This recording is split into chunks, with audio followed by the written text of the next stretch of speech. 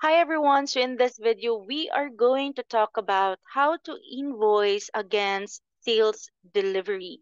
So in order to do that one, we need a pending delivery note or receipt here in our sales side in the back office. But first, we need to log in into our back office and then tap the sales module here where you can see invoice against sales delivery.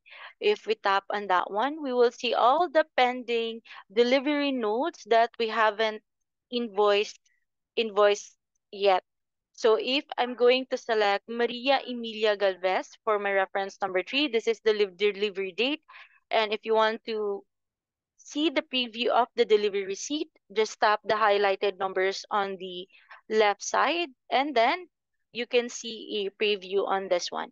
So if I want to invoice this one, I may able to tap the arrow out icon, which means invoice, the pencil icon, which means edit, and the printer icon, which means printing of our delivery receipts.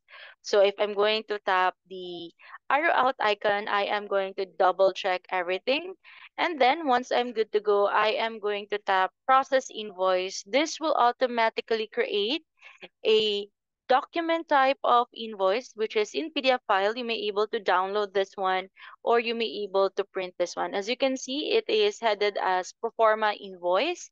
And these are the necessary details that we have in our invoice. So in this upper left side on this document, you may able to see the details of your store or the company. You may input your company logo and whatnots for more nicer view. So that is how we do our invoice against sales delivery.